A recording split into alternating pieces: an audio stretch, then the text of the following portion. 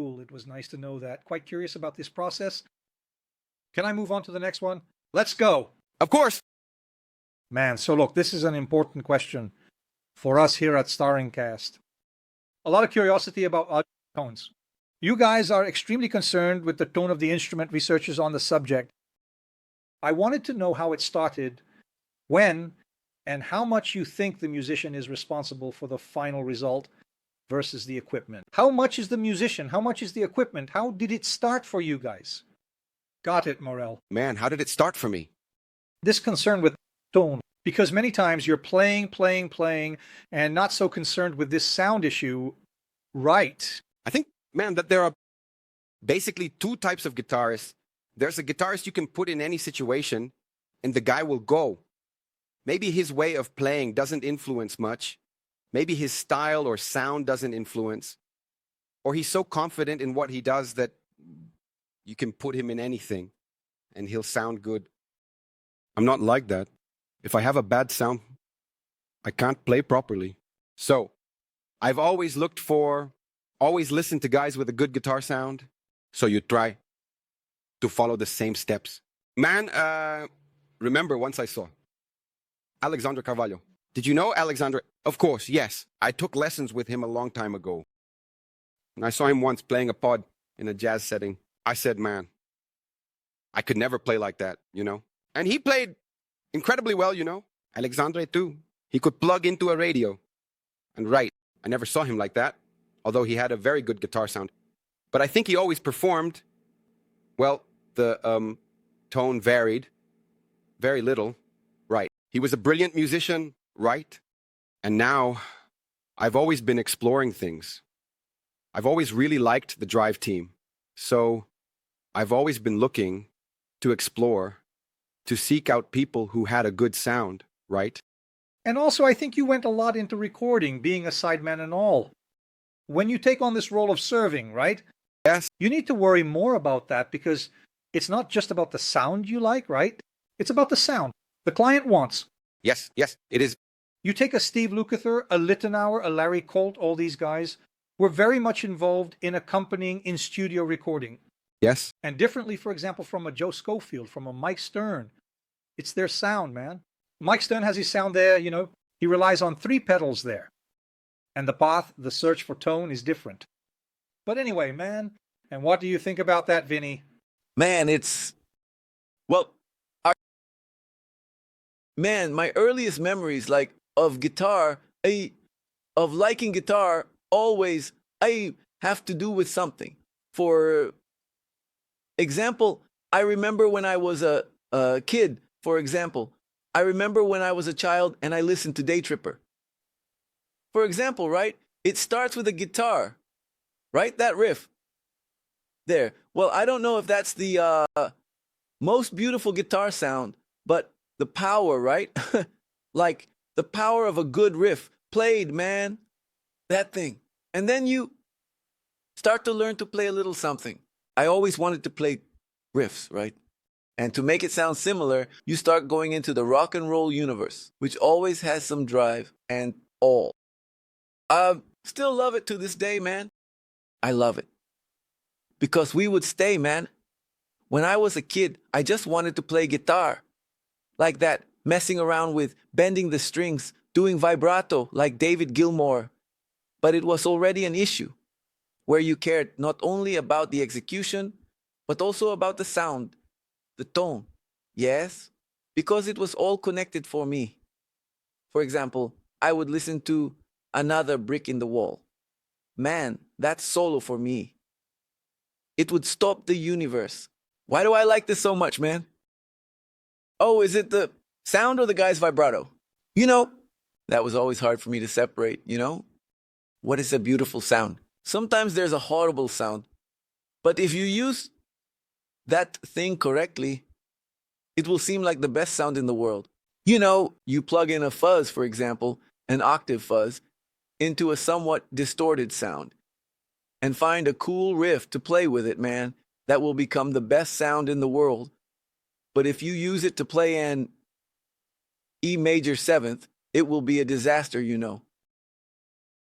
But it's like knowing how to use things. then what I think is that it's in the person's hands.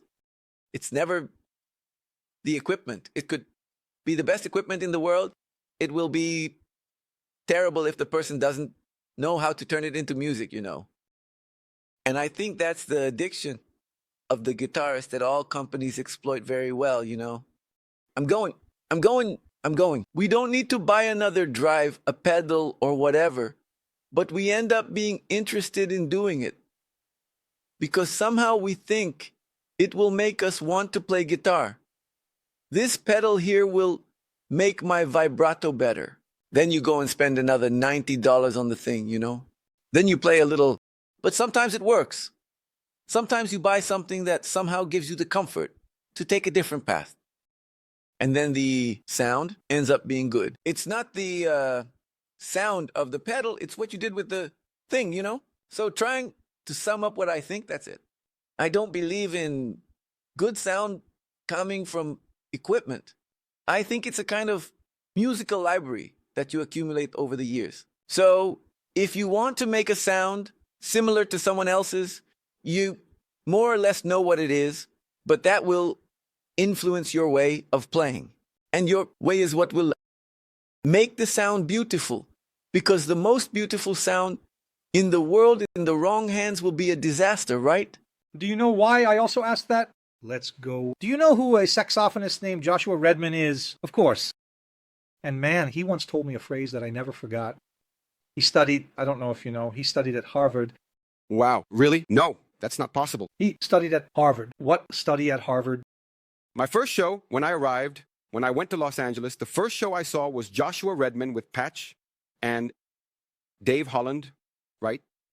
Dave Holland, and who was with Joshua Redman? Billy Higgins. Okay. First show. But anyway, he said something interesting, that his father was a great saxophonist, right? Yes. And his father would keep calling him and say, hey man, are you studying the sound of the instrument? I'm working on Jet Steps and other songs here. What a sound, getting sound out of the instrument. And I think that those who go a lot, the people who have a lot of similarity in the art of jazz, of improvisation, I think sometimes the last thing they worry about is whether the tone is good. Yes. The guy is so involved with so many things. Yes. Yes. That's what I'm maybe asking you guys. That was always logical. But for many people, it's not, man. Just like for me, it never was. What difficulty do you have in getting a great sound, a good sound from a clean guitar plugged into an amp?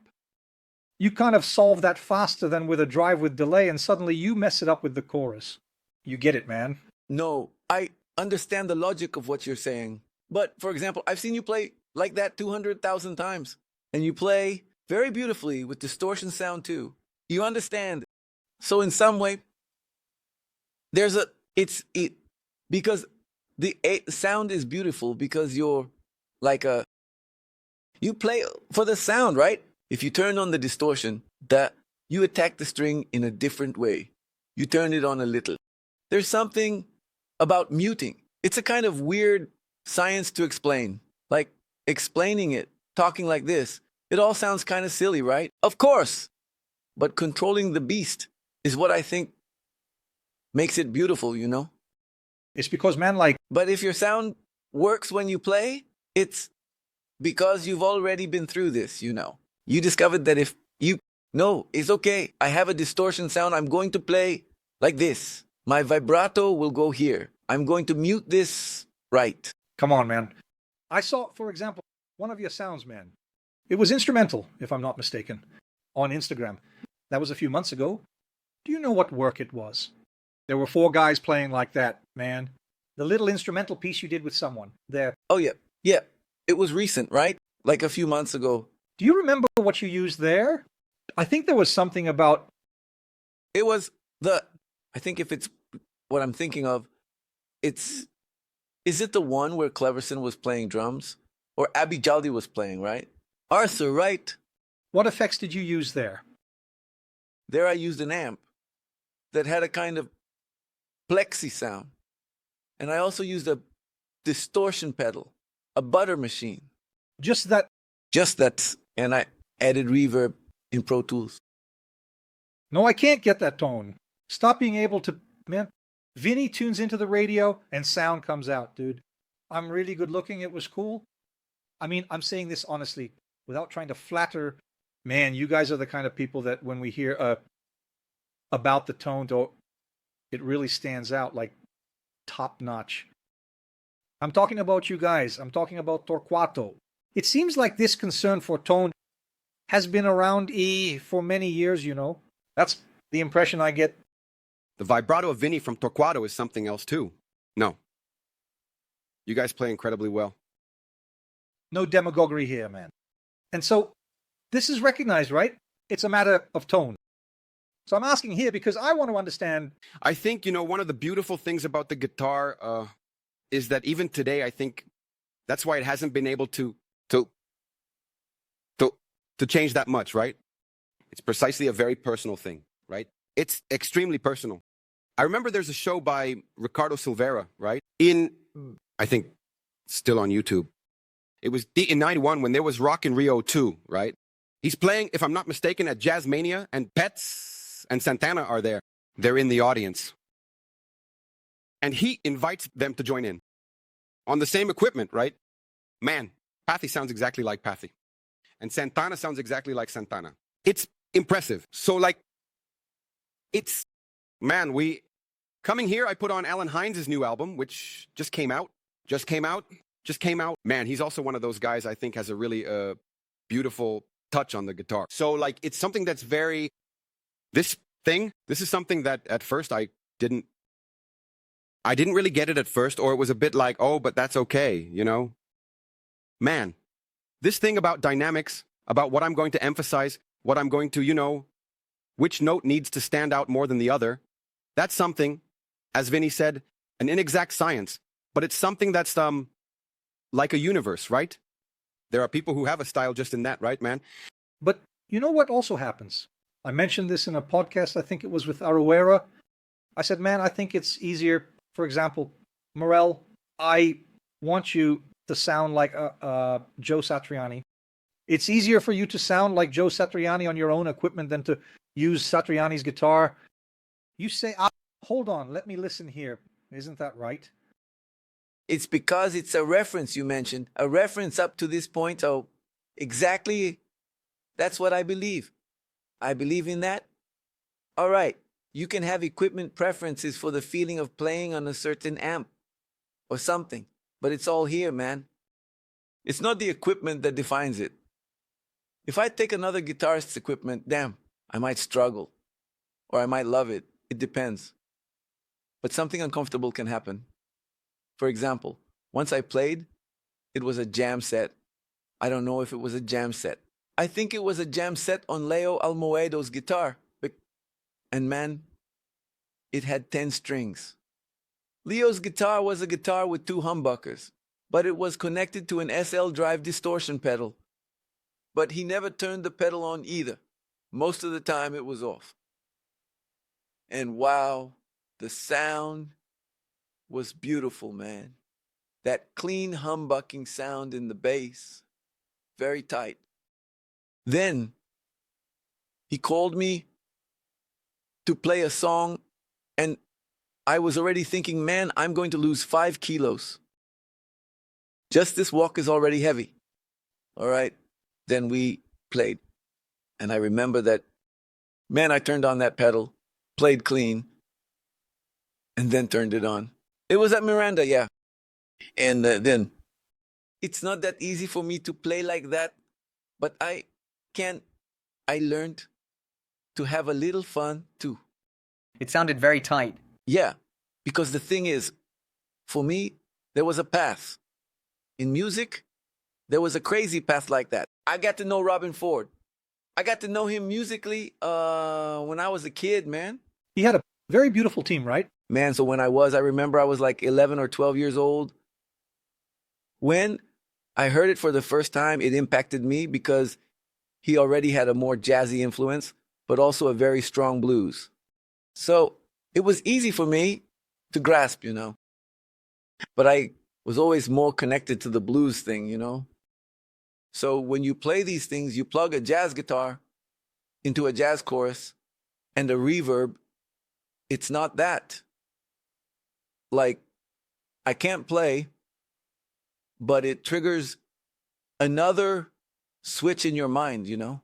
You must have heard yourself and said, I'm dreaming of George Benson. Yeah, no, you have to, what can I do to make this sound good? You know, then you have, man, it was always a difficult thing for me, you know. But anyway, trying to get back to Leo's story. I remember I played, man, but I lost weight. I left the stage feeling light. I said, thank goodness it was just one song. For God's sake. Are you talking about Leo Moedo, man? There's a show of his there. Funny, we released Pascal Morel's album. I recorded the album with him. It was me, Nelson, and Leo who recorded. I don't know if you remember that. Yes, yes, yes. I did the performance. The three of us playing. Was it at Solar de Botafogo? No, it was at Baden-Powell. Were you there that day? No, but I remember. Man, there's no video of that. There was a video of that event, but it was so poorly recorded because it couldn't even be used. But man, it was so cool. But I was going to say something else about Leo Moedo. There's a video of him playing with John Mayer.